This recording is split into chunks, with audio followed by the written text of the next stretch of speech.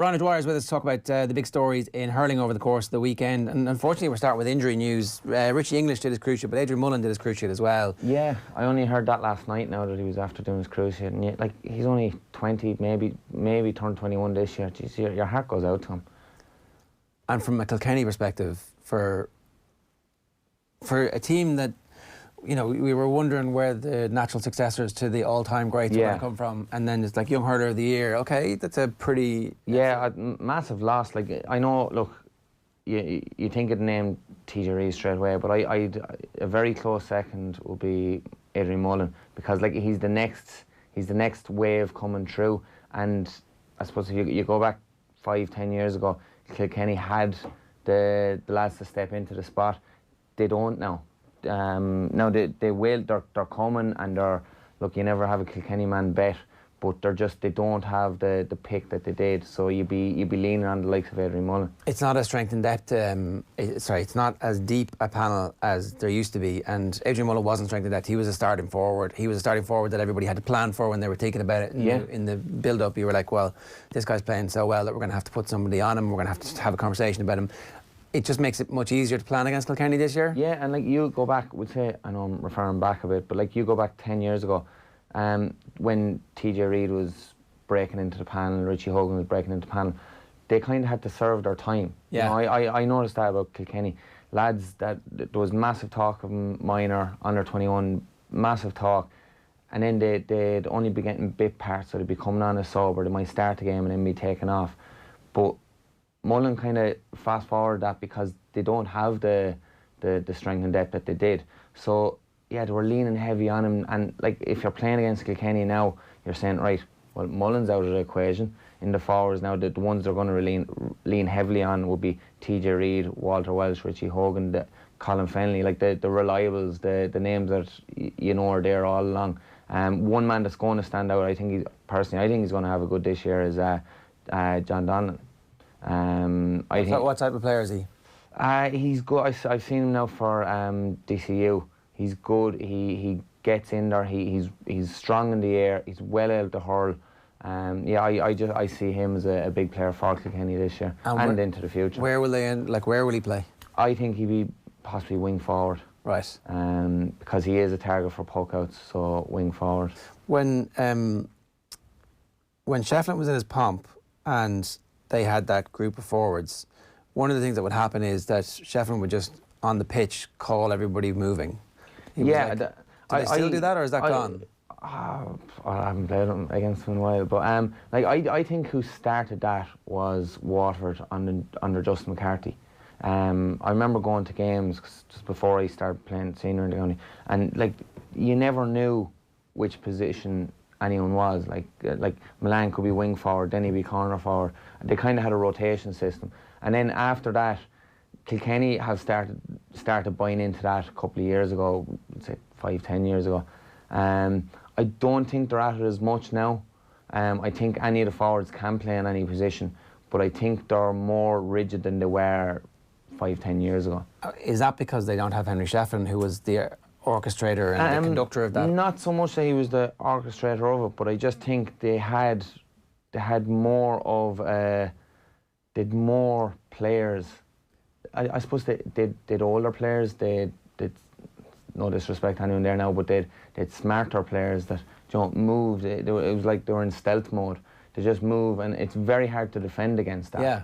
But I suppose that's kind of where I'm going with this. That like you take Adrian Mullen out, and the four players that you mentioned, all absolutely sensational players on their day, capable of winning any game, capable in Richie Hogan's case and TJ Reid's case of being hurler of the year, but not and Colin Fennelly as well, not a constellation of players that Tipperary are going to look at and go, geez, we don't know how to deal with this. They do know how to deal with it, and they've dealt with it on different occasions. They've dealt with it last year in the final, and you know, I thought it was going to be a tighter game. I thought it was going to be a tougher game, but I suppose the sending off did have a bearing with it. But I think Tip were going to win anyway. Yeah, like Kilkenny don't have that fear. No. That they did have. And taking, it's only one player and he's only 20, but taking a player like that who has a little bit of the unknown still about him, because who knows where, you know, like a 2-year-old in racing. Any team you're playing against, if there's a player, no matter what age he is, if there's a player that quality that you don't have to prepare against, it gives you a bit more confidence, and it lets you focus maybe your best man marker on someone else, or your best. We don't have to push out on him. We can protect our full back line more because there won't be that danger there. So we're writing Kilkenny off then. What was it? The 25th of February. You never write Kilkenny off. That's the thing about Kilkenny. Like I've made reference to him before, being similar to the All Blacks. They just have that culture, they have that history there, and that.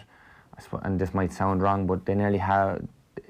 Any time they're playing in opposition, they nearly have that God-given right that we're Kilkenny and we don't fear anyone, which they don't fear anyone, and we're this winning team. It's fair to say that had completely dissipated in recent years until the semi-final last year, where, like, I don't think anybody expected them to do what they did in the fashion that they did it. It was like they were back. Yeah, I don't think it has fully dissipated.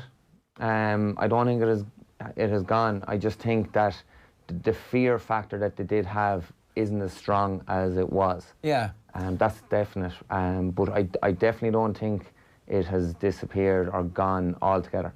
There still is, and it's with any team that has the history that they have, has the culture that they have, that teams will fear them, or teams maybe not fear them, but will be weary of them no matter what players they have, because it's the fight, and when you have Brian Cody over it, it's that will to win, and they have a winning mentality. Let's talk about the games of the weekend and what lessons or anything we can draw from them. Obviously, weather conditions dictated that it wasn't perfect, and yet Limerick still put up 29 points. Yeah, look, they're on fire at the moment. They will be weakened in the full back line with Richie English gone, but they've phenomenal lads. Like, off the top of my head, I know Mike Casey's a full back.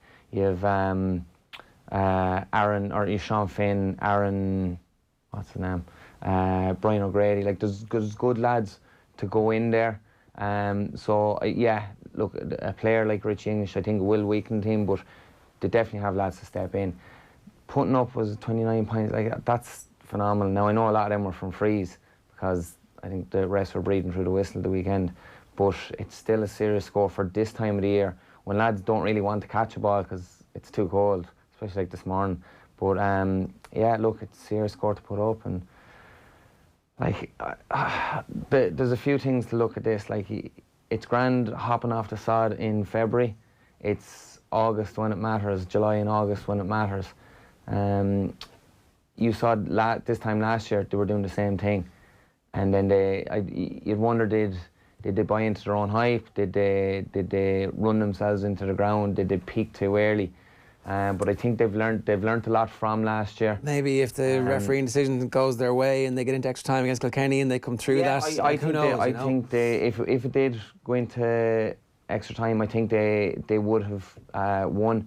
And I mean, Tip were grand and all, but like, Limerick had their number last year. So look, I guess, but there's a rivalry grown there. Now, there's always been a rivalry between Tip and Limerick. Except Limerick never won. Now they have a team. That rivalry is someone's after lighting that spark or lighting that fuse again, and there's a real rivalry there now. Like, you see, even they played each other in the Munster League. I was going to say Leinster League, the Munster League, and there was a competitiveness there. There was a bit of bite. I suppose that time of year you've lads trying to make a name, lads coming onto the panel, but there was a little bit of bite there. Same. So you're worried that they're peaking a little bit too early again to last year? This time last year, I actually said that, you'd wonder they're peaking too early. You could say the same thing this year, but I think they've learned a lot from last year, that they're not going to let it happen this year. Yeah, we want to peak early and we want to build off our previous experience. We want to build a bit of momentum. Look, will they win the league? I don't know. They're in prime position for it. If I was to pick two in the final now, it could be Clare or Limerick. They're the two form teams. But I think they'll learn from last year, and especially over the winter, they got a lot of flack and media and stories going around or whatever. I think they're using that. I think they're using that as, right, this is what the outside world think of us. Well, we're going to show them.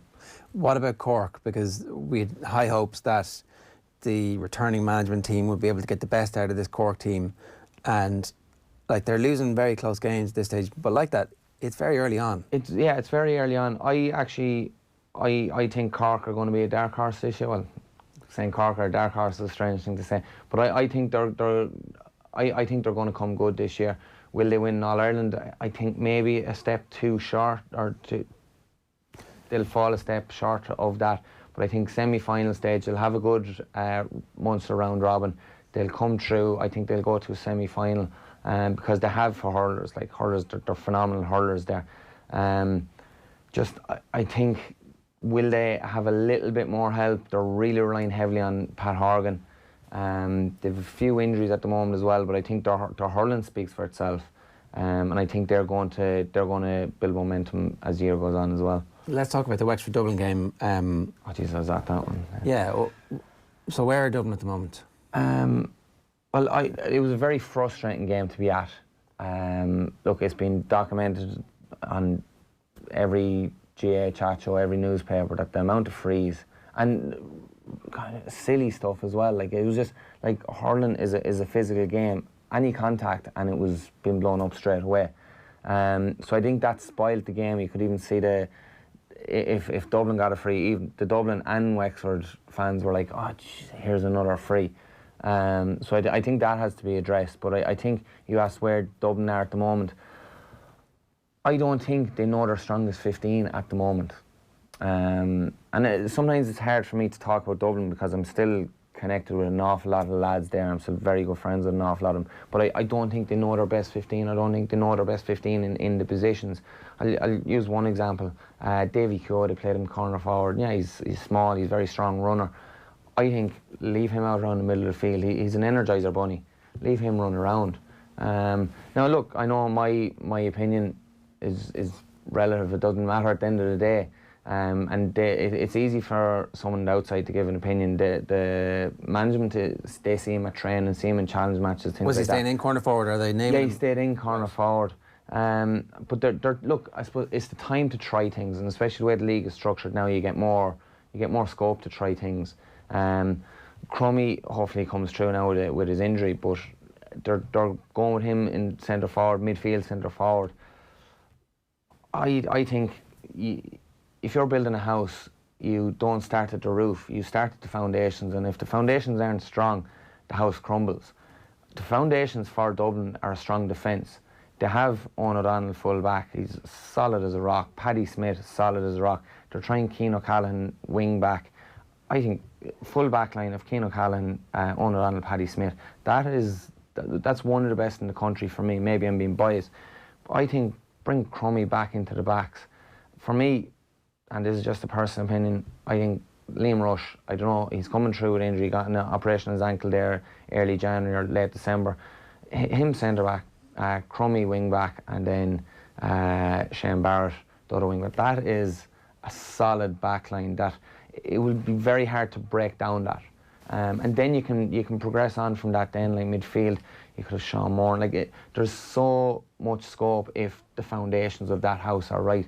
And I just think lads are being played either out of position or trying lads out of position, which I'm all in favour of that. But I just think they're not getting the best out of them at the moment. It is difficult if you're the manager of a team at the moment and you're trying to get game time for players, trying to see if players are actually capable of playing alongside other players, what the partnerships are like. You don't have to pick your best 15 in the positions just yet. And that's the beauty about the league at the moment, that it's not do or die like it was 2 years ago or 3 years ago or last year. It's not as do or die. So you do get scope. The league now is gone back to the way it should have been. It's what it's used for. It's about getting your best players. And I think that's what, well, I'd like to think that's what Dublin are doing at the moment. They're trying to get their best 15, their best players.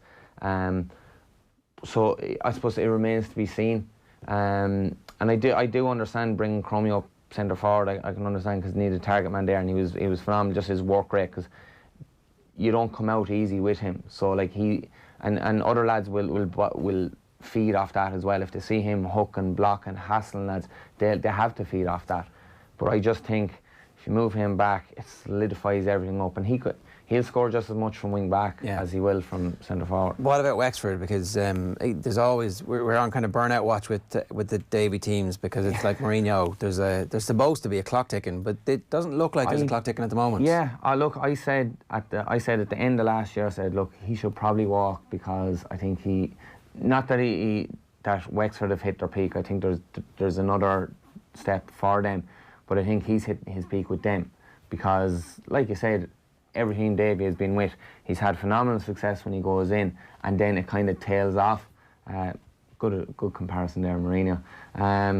But he's the way it's structured with Wexford.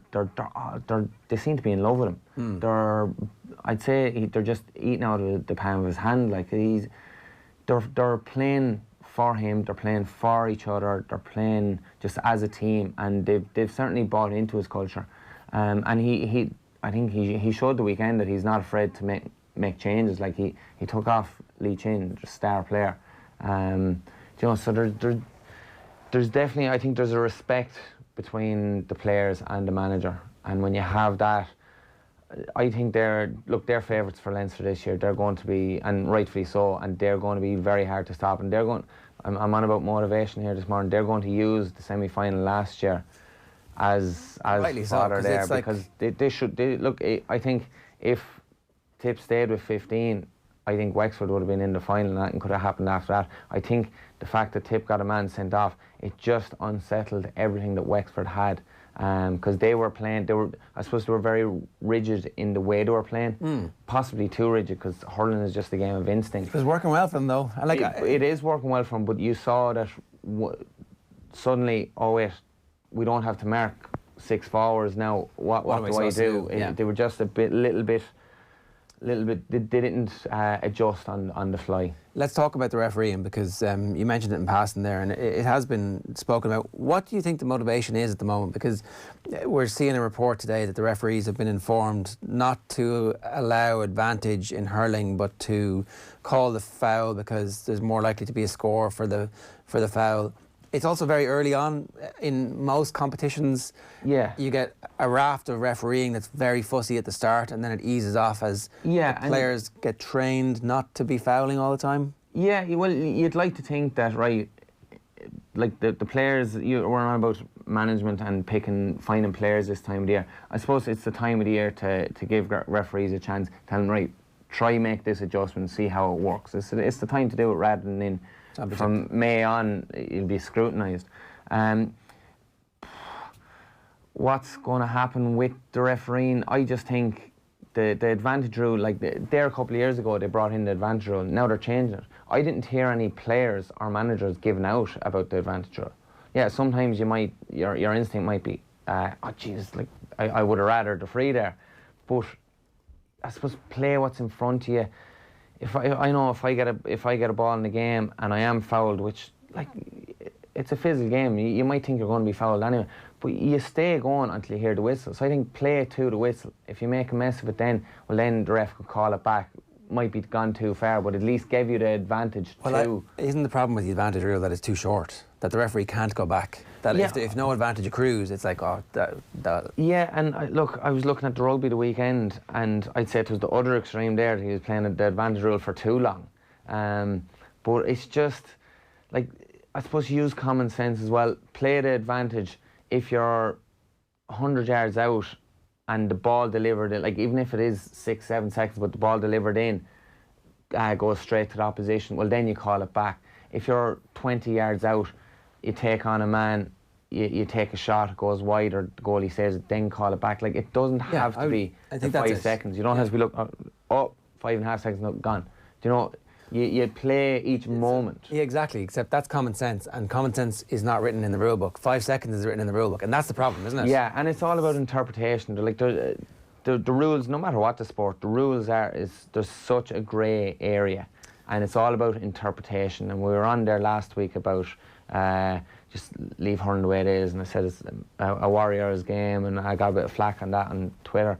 But, like, look, I'd hate to be a ref, because no matter what they do, everyone hates a ref, you know. But I just think the grey area, if there's a consistency throughout, if the year goes on and the refs are blown for every decision, yeah, it will cause frustration, but at least all the players will know where they stand. All the supporters will know where they stand because there's consistency. If we're letting the game develop, letting the players develop, just that across the board with every ref, that there's the consistency. So there is consistency at the minute. They're blown for everything. Yeah, but as a spectacle, it's ruining. Personally, I didn't enjoy the game the weekend. No, it had the potential to be a good game. Like, there was 3 players sent off, and like if you heard that in the news or you read it in the paper, 3 lads sent off. Geez, there must have been killings during the game. Lads must have been taking the head off each other. There wasn't one dirty stroke. Like, there wasn't one dirty stroke at all. And that was the most frustrating thing about it, that you were looking at and just let them play. And it's very easy for me to say, like, I played at that level, so I want the game to flow. But as a spectacle, like, if I was to bring an American that's never seen, sorry about picking America, but an American that's never seen the game before, I would have kind of been embarrassed to bring him to that game on Saturday night, because it had the potential to be a good game, but it didn't end up being a good game because there was so many stoppages. Are there referees in the past that, like, is the ideal kind of perfect referee? Well, there's one man that jumps out there straight away, and that's Brian Gavin. And no player ever gave out about Brian Gavin. He played what was in front of him. It was kind of a case, right, I'll read the rule book and then I'll throw it away, and I'll use everything as a guideline, because he just, I suppose, he talked to the players as well. That's a big thing. There's some referees, there's one referee that will remain unnamed, but I asked him coming up to half-time what was left. Play the game. I was like, jeez, I'm only asking a question, like, and I wasn't having a go at him. I wasn't questioning him or anything. We all know what that is, but go on. With Brian Gavin, like, you could actually, like, you give away a free, and you might say to Brian, jeez, that was a bit harsh. And he said, look, just play on. Look, maybe I made a mistake, but he would always talk to you. And you can accept that. So I don't know what the refs are being told. I don't know what their directive is. But I just think, read the rule book once and then throw it away. Like, will you ref a perfect game? No. Brian Gavin made mistakes, made loads of mistakes. Everyone makes mistakes. The players, refs make mistakes. But I think it's, if you're honest with it and just interpret it, I know saying interpret in the right way, but it's all about who's looking at it is the right way. But I just think it's if you're honest with it, I think the players will respect that. Right. Well, I suspect we'll be talking about this again, but hopefully not too often. Ryan, good stuff. Thanks a million for joining us.